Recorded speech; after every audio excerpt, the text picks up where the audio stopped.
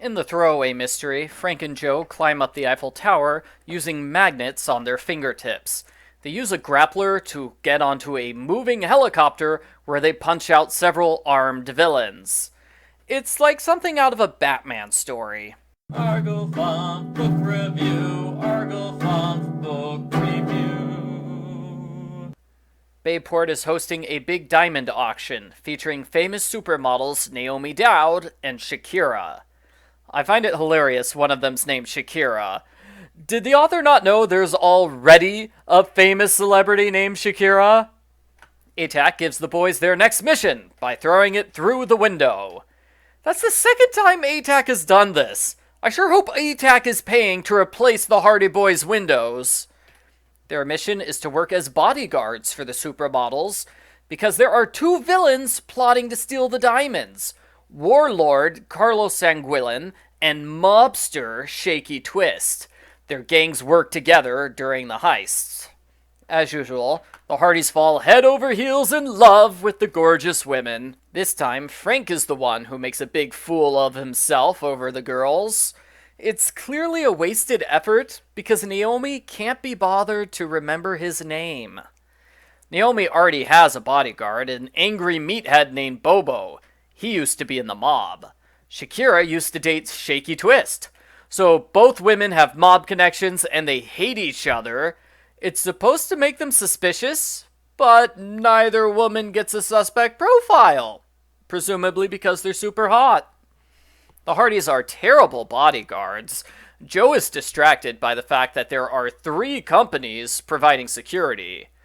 I'm not sure why 3 is way more suspicious than 2, but Joe thinks it's super suspicious, so he goes out to investigate. Frank later leaves to follow Joe. They both get knocked out and tied up in a guard kiosk. I thought the pacing of this book was off. Them getting knocked out is 2 full chapters. Then there are 3 chapters for the diamond heist. The Hardys break into the building by crawling in through the air duct. They watch the diamonds get stolen by the culprits. Then they check in with the police and the supermodels to learn what happened. Like they didn't just see everything firsthand. That was 3 chapters. Then we have a 4-page chapter where the Hardys search outside and find a dead body with a diamond ring. The Hardys steal this diamond, along with a business card for Glickstein Jewelers. In the past, the Hardys have used their secret agent status as a defense for purposely working against the police. This time, Joe claims they trust the local police, they just don't think Chief Collig can do his job correctly. Which sounds like they don't trust the local police. Joe questions Glickstein when 2 gang members arrive. Joe tries to run away. At one point, he's standing in between 2 thugs, and Joe dodges a bullet, so the one thug accidentally shoots the other thug. It's like something from a Bugs Bunny cartoon. Joe credits his survival to years of martial arts training, which directly contradicts the martial arts book. Continuity! Frank learns the 2 gangs are turning on each other because the diamonds were fakes. A 3rd culprit stole the diamonds and replaced them with imitations long before the gangsters arrived. I find it amusing that the culprit's plan depended on the Hardys being so incompetent they couldn't protect the diamonds during 2 different diamond thefts. Naomi calls from a boathouse. When Frank arrives, Carlos has Naomi hostage. She's tied up, he's about to cut her with a knife. Carlos talks in riddles here. You'd think he would say outright who the culprit is, but he doesn't. He uses riddles to identify the culprit. Carlos tries to stab Frank, and Frank flips him upside down.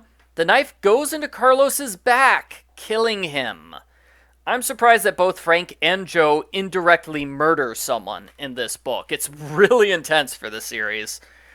Frank unties Naomi, who kisses him on the lips. Whoa! That's when Bobo arrives with a gun. Bobo and Naomi are the culprits. They're going to flee the country and get married.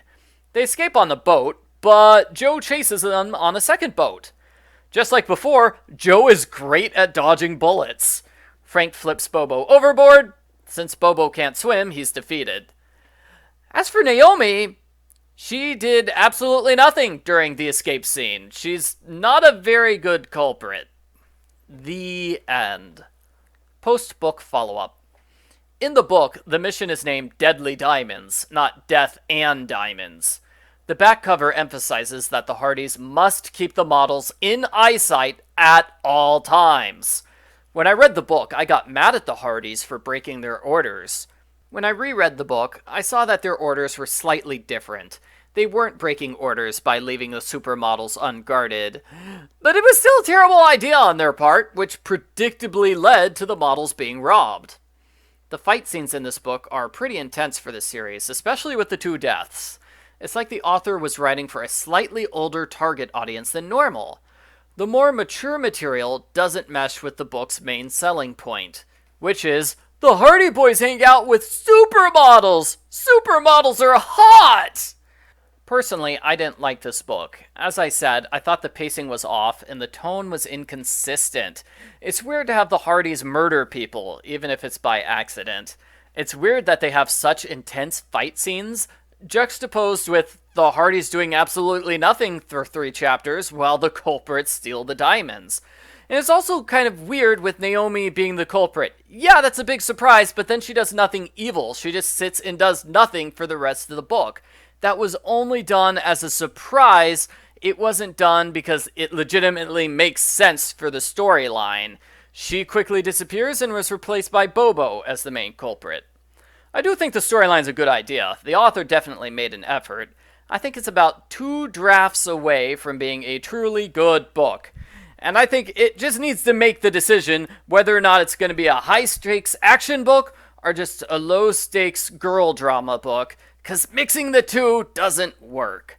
I give the Hardy Boys Undercover Brothers number 15, Death and Diamonds, a 4 out of 10.